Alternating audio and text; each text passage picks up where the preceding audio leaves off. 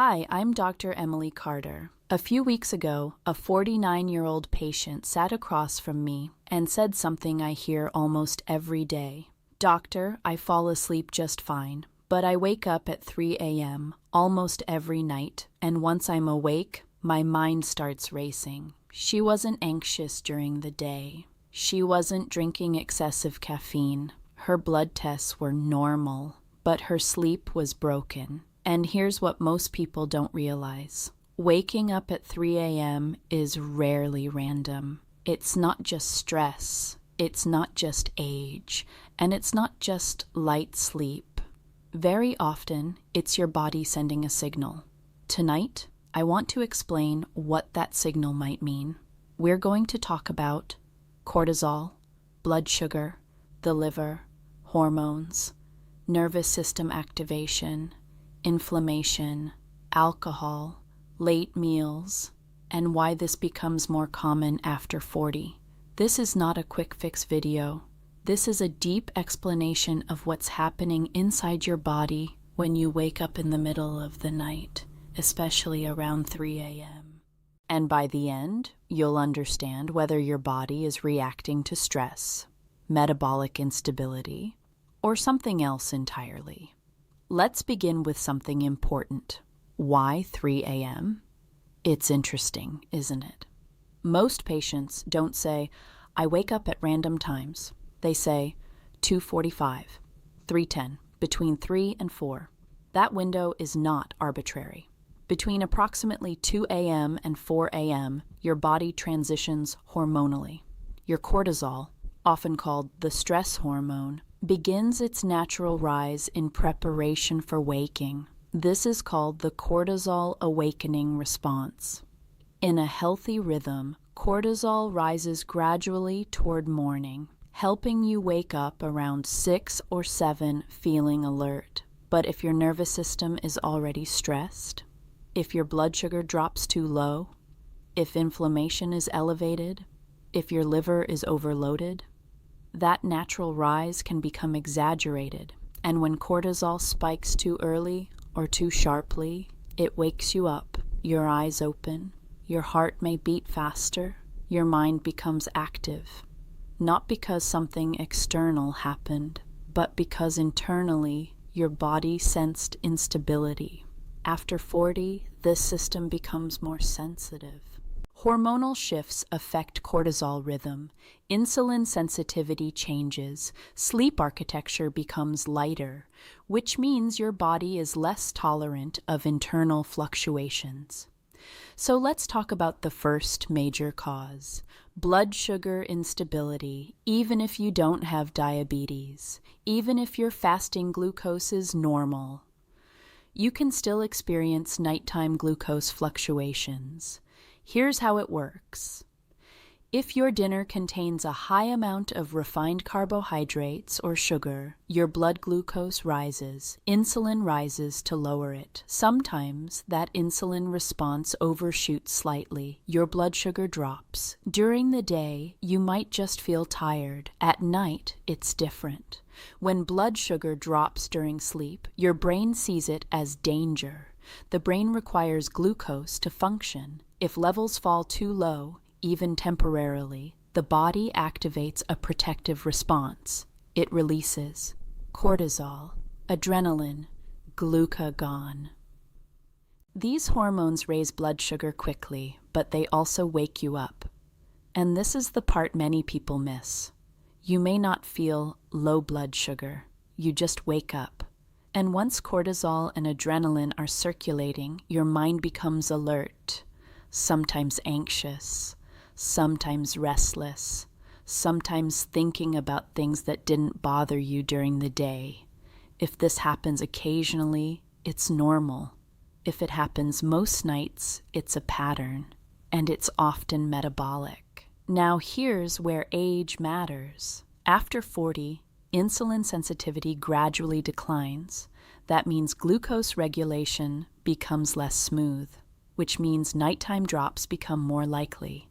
This is especially true if you eat late, you drink alcohol in the evening, you snack on sweets at night, or you skip balanced protein at dinner, your body is not broken, it's reactive, and reactivity increases with metabolic instability.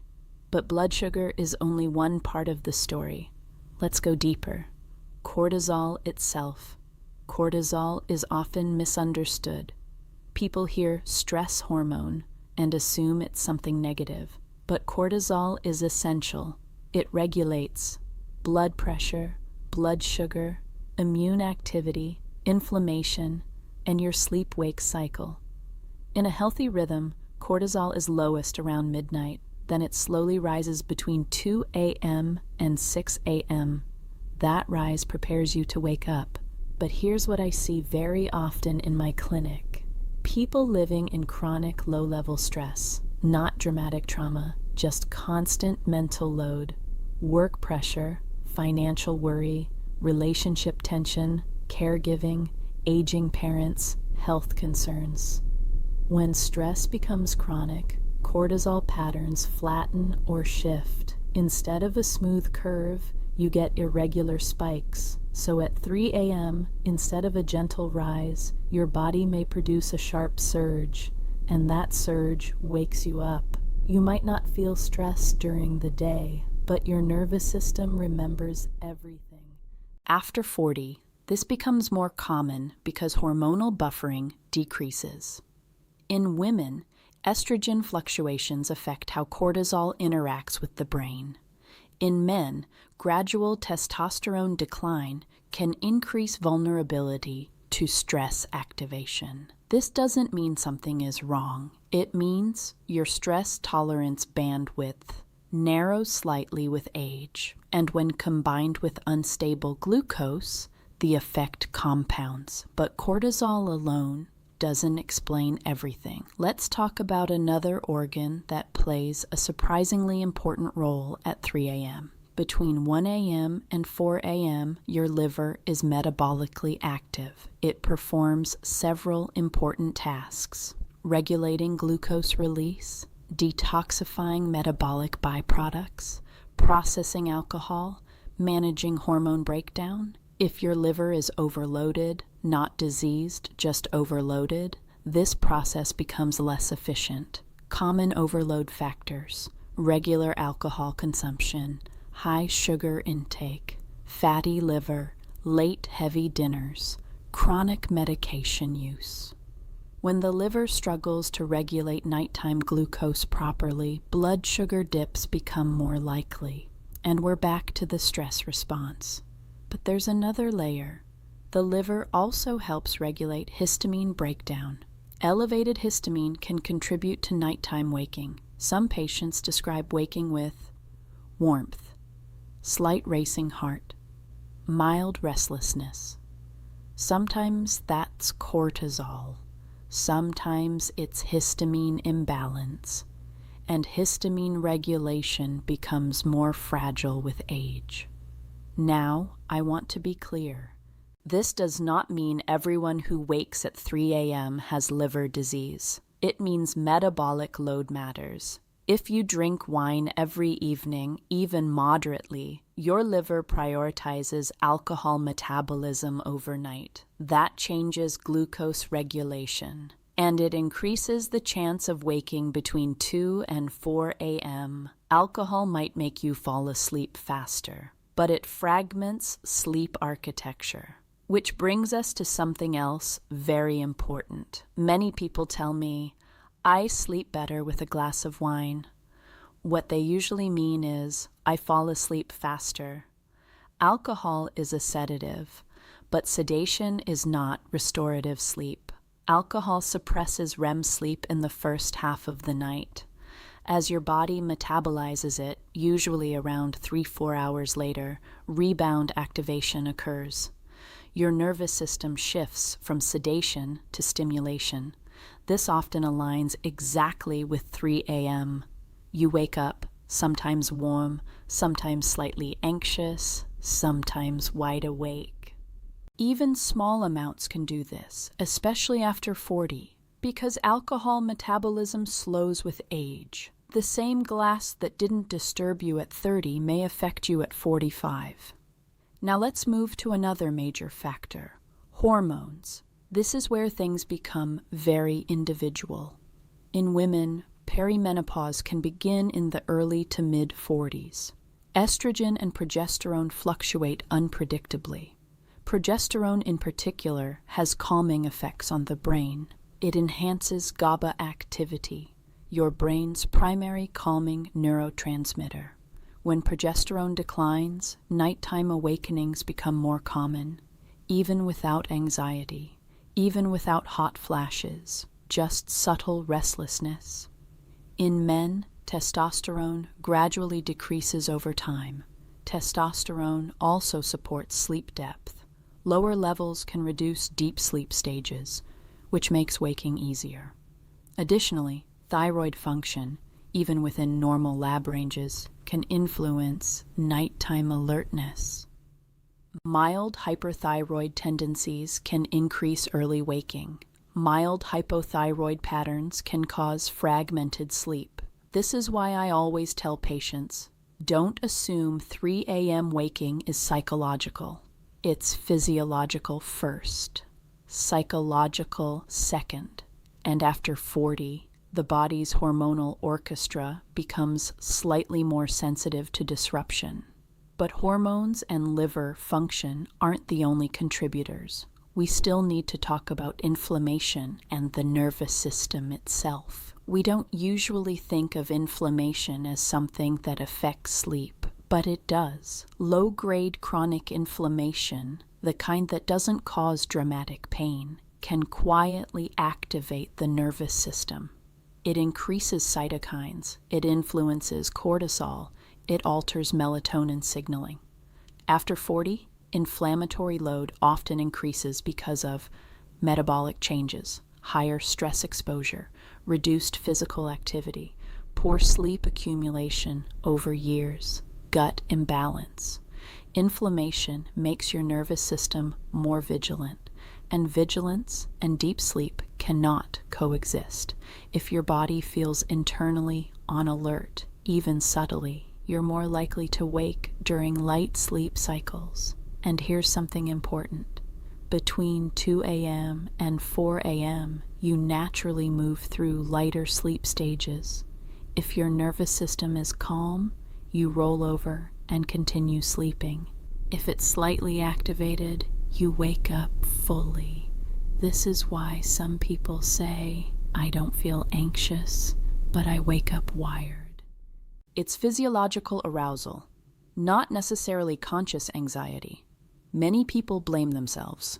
They think, I must be stressed. I must have anxiety. But nighttime awakening does not automatically mean psychological anxiety. Let's differentiate psychological anxiety, racing thoughts before bed, difficulty falling asleep, rumination, physiological activation, waking suddenly, heart slightly elevated, body alert before thoughts begin. Often the thoughts come after the body wakes. The body triggers the mind, not the other way around. This distinction is powerful because if the cause is metabolic or hormonal, the solution is not just meditation, it's stabilization. Now, sometimes both layers coexist. Chronic stress can dysregulate cortisol. Cortisol dysregulation disrupts sleep. Poor sleep increases anxiety. It becomes a loop, but loops can be broken. Let's talk about when you should consider deeper evaluation. Occasional 3 a.m. waking is normal, but if it's happening most nights for weeks or months, it's worth evaluating patterns. Consider discussing testing with your physician if you have persistent fatigue, unexplained weight gain or loss, significant night sweats, consistent heart palpitations, mood instability, blood pressure fluctuations. Possible labs may include fasting glucose and insulin, HbA1c, thyroid panel, TSH, free T3, free T4, cortisol rhythm in specific cases, liver enzymes, ferritin, iron storage. Sometimes labs are normal, and that's okay, because early dysregulation doesn't always appear dramatically on blood tests, But context matters, which brings us to common mistakes people make when trying to fix 3 a.m. waking. When people get frustrated with sleep, they often overcorrect. Here are common mistakes I see. Skipping dinner entirely. This can worsen nighttime glucose drops. Taking large doses of melatonin. Melatonin can help some people, but high doses can disrupt natural rhythm. Drinking alcohol to knock themselves out. It increases fragmentation. Overexercising late at night. Intense evening workouts can elevate cortisol. Doom scrolling at 3 a.m. light exposure tells your brain it's morning. Sleep is not forced, it's supported, which leads us to what actually helps. If you wake at 3 a.m. regularly, start with foundations. 1. Stabilize dinner. Include protein, include healthy fats. Avoid heavy refined carbs late at night. Eat at least 2 to 3 hours before bed. 2. Reduce evening alcohol. Try removing it completely for 2 weeks and observe. 3. Support blood sugar stability. Balanced meals during the day reduce nighttime drops. 4. Gentle evening routine. Dim lights. Reduce screens. Lower stimulation. 5. Manage daytime stress. Stress management during the day improves nighttime cortisol. 6. Moderate movement. Regular exercise improves sleep depth, but avoid intense late-night sessions. 7. Consistency. Go to bed and wake up at similar times. Not perfectly, but consistently. Now I want to say something important. This is not about perfection, it's about rhythm. After 40, your body responds best to rhythm. Regular meals, regular sleep, regular movement, reduced metabolic chaos. And if you implement these changes, many people notice improvement within 2 to 4 weeks. Not instantly, but gradually. Final thought. If you wake up at 3 a.m. occasionally, you are human. If you wake up at 3 a.m. consistently, your body may be asking for stability. Not medication first, not panic. Stability. And remember, your body is not working against you. It's adapting. Sometimes all it needs is better signals. If this video helped you understand your sleep differently, let me know in the comments.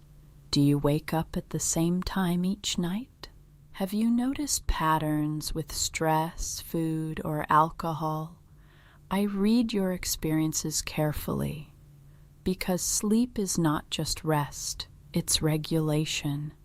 And regulation becomes more valuable with age. Take care of your rhythm, and I'll see you in the next video.